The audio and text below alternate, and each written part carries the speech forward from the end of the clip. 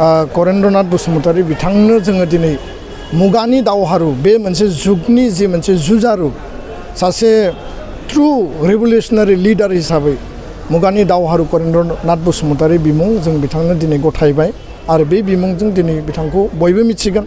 फैबाय थानाय समाव बिथांनि मुङै जोङो रौता ओनसोलनि साथाम गेदेमा महान बेक्ति बिथांमोननि मुङै जोङो चिल्ड्रेन पार्क बानायनायनि थांखि लादों।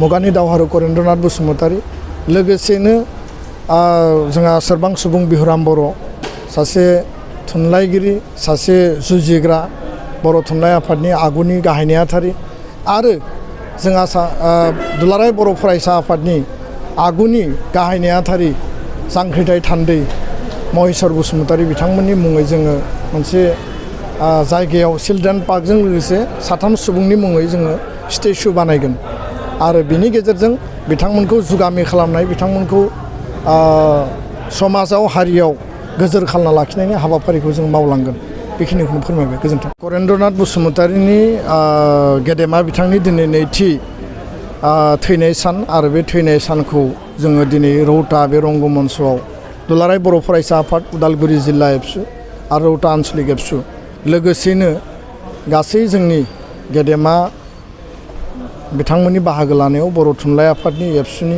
आगुनि आरो आथिखालनि दैदेनगिरि फरायसा फरायसुलि समाज सिबियारि बयबो बाहागो लाफैदों आरो बे खोब मोजाङैनो जाफुंबाय। जों फिरफिला बिरबाय हाफ हइस्ट गेदेमा करेन्द्र बसुमतारीनि बिथांनि मुसुखायाव बिबार बावबाय बिफां फुलि गायबाय आरो बिनि उनाव जोङो मोनसे सावरायमेल लादों। बे सावरायमेलाव करेन्द्रनाथ बसुमतारी बिथांनि गोलाव जिउ जारिमिननि जिखिनि बर' हारिनि थाखाय आलादा रायजो बड'लेण्डनि थाखाय बिथाङा जुजिदोंमोन हाबा मावदोंमोन बिनि सायाव गुवार आरो गोथौयै जों सावरायदों आरो दिनै बिथाङा जिहेतु 1983 मायथाइनिफ्राय 86 मायथाइसिम दुलाराय बर' फरायसा आफादनि आफादगिरिमोन आरो बिथांनि उनावनो बड'फा उपेन्द्रनाथ ब्रह्मआ एबसुनि आफादगिरि जादों।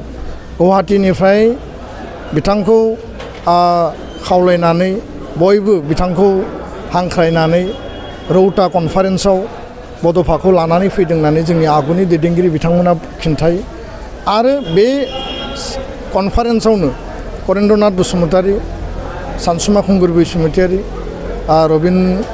रबिराम ब्रह्म बिसोर गासैबो लोगो नांनानै आरो गोबां गेदेमा दैदेनगिरिफ्रा लोगो नांनानै बड'फाखौ एबसुनि आफादगिरि हिसाबै बिबान होयो आरो बे एबसुनि आफादगिरि जानाय लोगो लोगोनो 1986आव रौता कनफारेन्सआवनो आलादा रायजो बड'लेण्डनि थाखाय दाबि दैखाङो। दा बेखायनो करेन्द्रनाथ बसुमतारीया रियेल सासे जातीयताबादी नेता संग्रामि सत्ता माहारिनि फारसे आरो बड'लेण्ड आलादा रायजोनि सिमांखौ लानानै बिथाङा हाबा मावग्रा सासे गोख्रों दावहारु जुजारु आरो बेखायनो दिनै बिथांनि मुङै मोनसे बिमुं होनाय जोंहा मोनसे बिबान दङमोन आरो बे माने गिदिर बिबानखौ रुजुनानै करेन्द्रनाथ बसुमतारी बिथांनो जोङो दिनै मुगानि दावहारु बे मोनसे जुगनि जि मोनसे जुजारु सासे ट्रु रिभलिउसनारि लिडार हिसाबै मुगानि दावहारु करेन्द्रनाथ बसुमतारी बिमुं जों बिथांनो दिनै गथायबाय आरो बे बिमुंजों दिनै बिथांखौ बयबो मिथिगोन।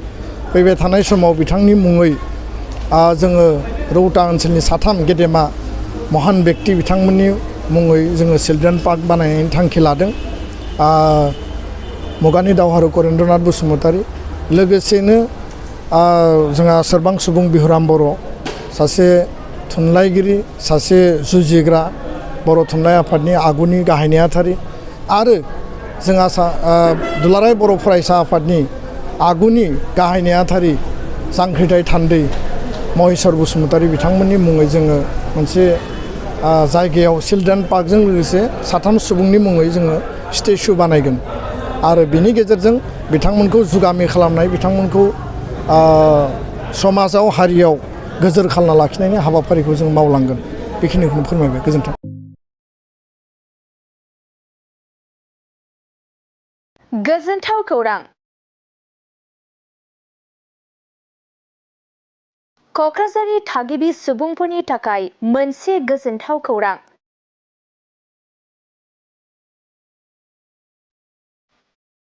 क'क्राझार सहराव गोदानै खुलिदों गंसे शपिं मल।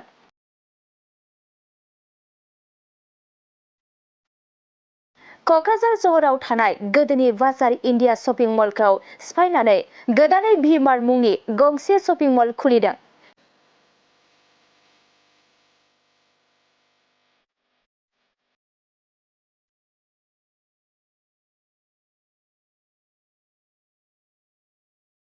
क'क्राझार सहराव थानाय गोजाम अभारब्रिजनि गुदियाव एबा एमआरएम हस्पिटालनि अपोजिट साइडआव गोदानै भि-मार्ट मुंनि गंसे शपिं मल खुलिदों। बे गोदानै खुलिनाय भि-मार्ट शपिं मलाव नोंथाङा गोबां रोखोमनि गाननाय जोमनाय आरो बायदि मुवा बेसादफोर मोननो हागोन।